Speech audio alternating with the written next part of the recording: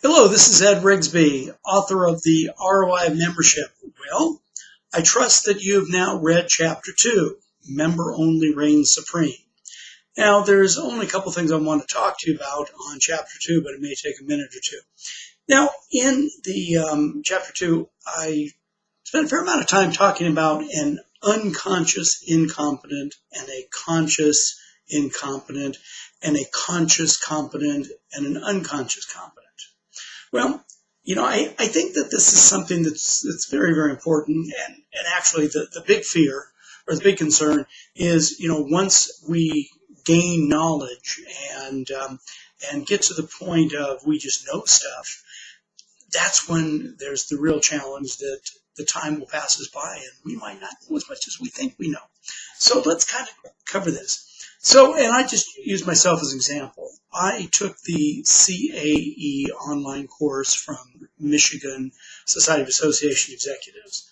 Boy, I'll tell you, they run a great program, but I'm not here to sell their program. Although, if you are looking to get your CAE, I would highly recommend it. Now, when I took that program, I have been a nonprofit association executive for quite a while. It's a 501c3, but so much of the CAE course is about 501c6s. So I, quite frankly, was a little bit of an unconscious incompetent.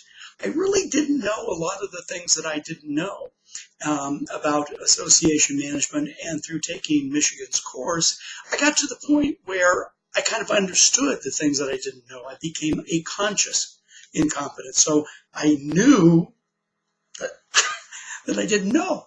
And that's a pretty good place because that keeps one very excited and one, has an idea of what they need to learn, they want to learn. Well, then as we start going through the course, and probably about the time I took a trip to Detroit for their cram, I became a conscious competent. Okay, so I was at the point where I knew that I knew a fair amount of this material, and especially for taking the test. And I was comfortable that I knew it, but I really had to think about it. And I had to focus. And when a question came up, I'd have to think about it. Well, after, quite frankly, after Cheryl Ronk and Susan Rodwin put me through the paces, I finally got to the point where I just knew this material.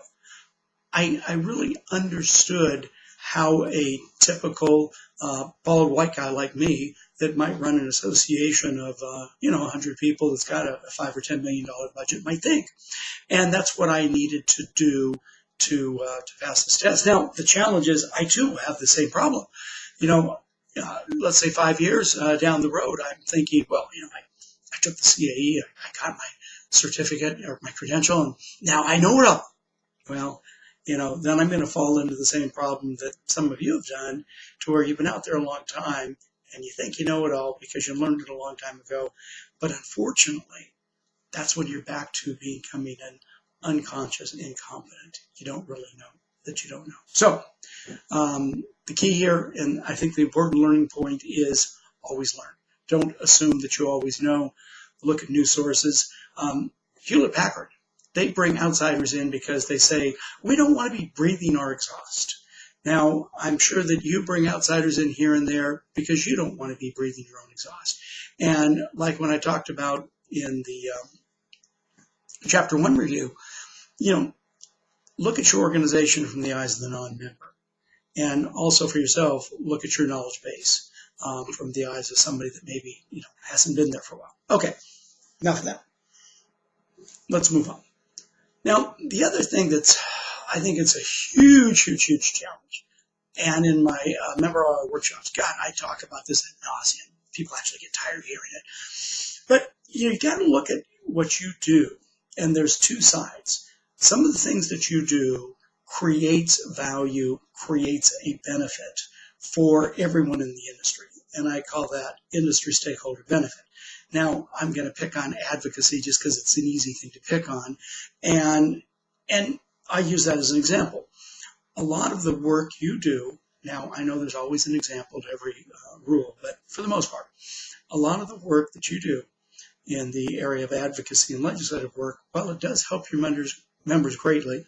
And while that might be a strong reason for your members wanting to retain their membership, the people that aren't members, they basically say, as I mentioned earlier, I already get it. Why should I care? Why should I come? Why should I join? Because I already get this value.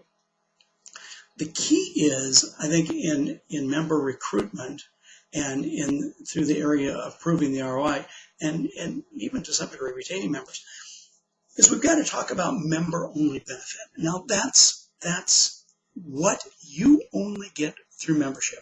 So the features of membership that your organization offers to members should be something that only members get. It should be member only.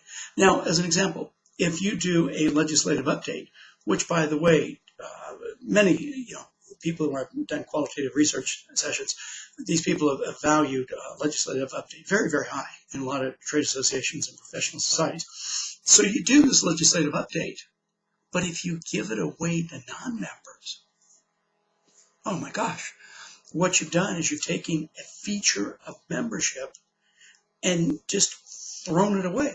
It's now a industry stakeholder benefit because everybody gets it. So again, where's the motivation for somebody new to come and join? You say, well, come and join because we do a great legislative and advocacy, or probably legislative update. It keeps you, informed, and the benefit to you is that you know what's going on. You can take advantage of things. You can be careful that if there's regulatory, you're not going to get caught in trouble and have a fine. But then the non-member says, well, you give that away. I already get it, so why should I join? So what I think that you probably want to do is the next time you have a board meeting, next time you're chatting with some of your board members, wouldn't it be interesting to go through your website and look at your webpage? And your webpage probably says member benefits. And I'd be willing to bet you money that they're not really member benefits, they're features of membership. But putting that to a side, when we look at these features of membership, what I would encourage you to look at, are these things that are member only, or have you listed things that everybody in the industry gets? Well, if you do want to list things that everybody in the industry gets, well, that's fine. There's nothing wrong with that, but put it at the end. I can't tell you how many member recruitment brochures and information things where associations and societies lead with advocacy. Well, I understand it's important work that you do, and I understand that your members value it very highly.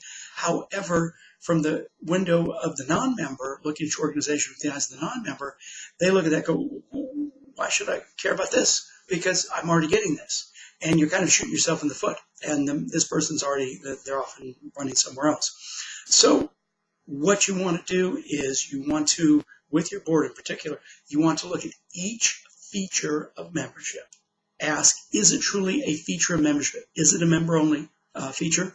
And if so, put it there. If not, kind of put it on the lower pile. And you'll find out later in the book where I talk about how to translate these features into benefit and how to write copy. But that'll come later. So for now, I'm going to sign off. I want you to talk to your board about features and membership. Let's make sure as much as possible is member-only benefit. That's how you're going to sell the non-members. Well, hey, I'll let you go. Get to Chapter 3. I'm going to turn this thing off, and I'll see you for Chapter 3. Bye-bye now.